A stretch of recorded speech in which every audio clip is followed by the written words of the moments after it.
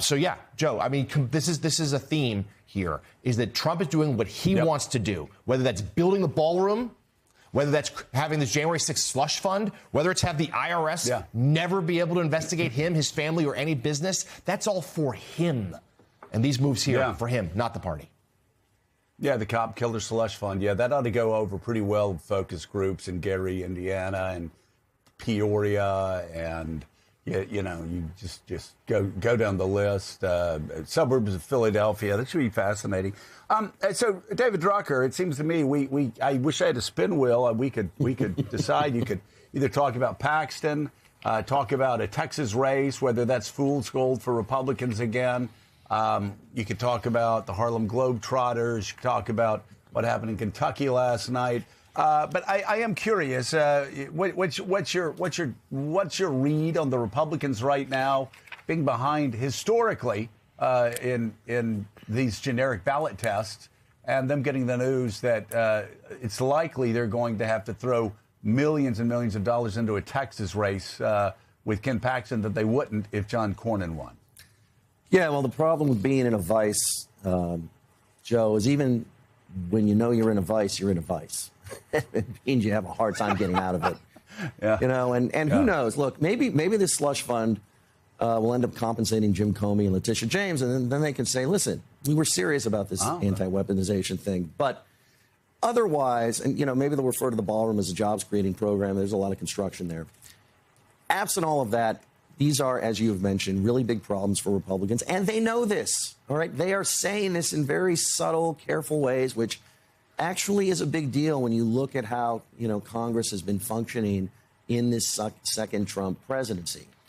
But as I reported for the Dispatch in a story that posted earlier this week, Trump's power in Republican primaries is such that when the first order of business to keep your job is winning renomination, you don't feel, and it's kind of true, that there's not much you can do. And for instance, I talked to one Republican strategist who told me that when they test issues for candidates in Republican primaries to see what's going to move them ahead, various standard conservative issues will move you up by 20 points. The Trump endorsement, if you test it, if this candidate had the Trump endorsement, this candidate has the Trump endorsement, that moves you up by 50 points. There is no single better way to win a Republican nomination or to avoid defeat than to say that the president is on your side. And so that's where these guys find themselves. I will say one thing about Texas, because I can't help myself, and as I said last week, I'm just going to be wrong one day. I've been covering Texas for 2 decades. It's the big red whale, and it's really hard for Democrats to flip. Do not expect, if they're being honest and if they're going to stick to this, don't expect party and party-affiliated organizations to spend a dime there.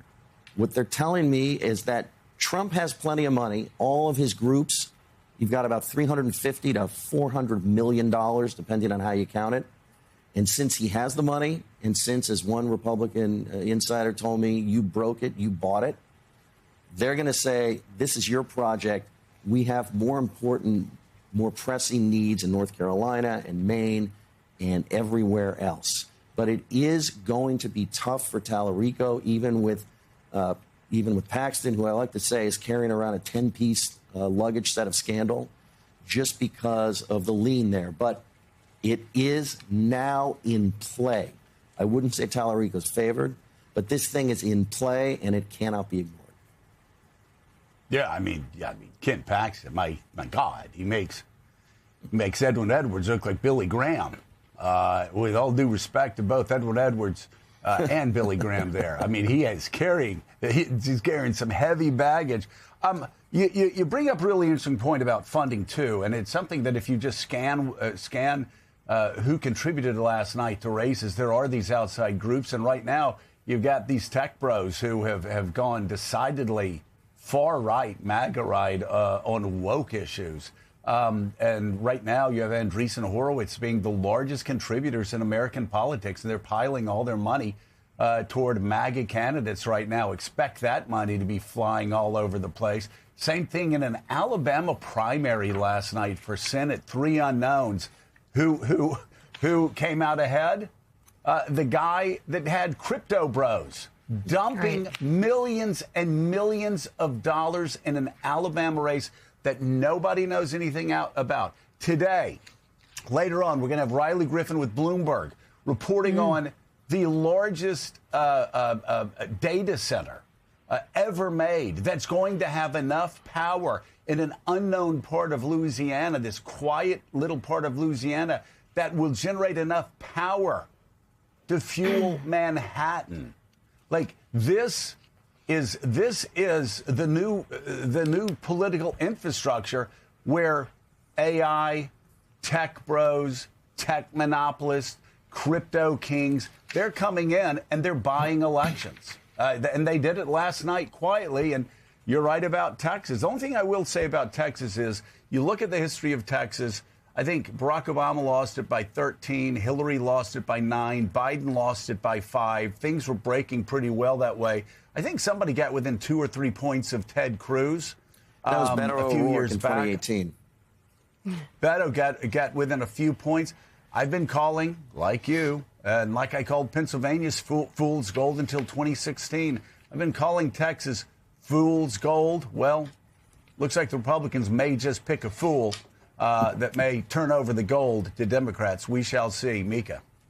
Well, if we could just put up the Ken Paxton graphic for a moment as I go to Ed Luce. But President Trump, of course, presidents always have a purpose behind their endorsements. And as we look at the list of concerns one might have about this candidate, President Trump made this announcement saying Paxton is a true MAGA warrior. Read this and think about that. Yep, highlighting the Texas AG's support for ending the filibuster and the so-called Save America Act. And by the way, he also posted as to why he didn't endorse Cornyn. He was not supportive of me when times were tough. Okay.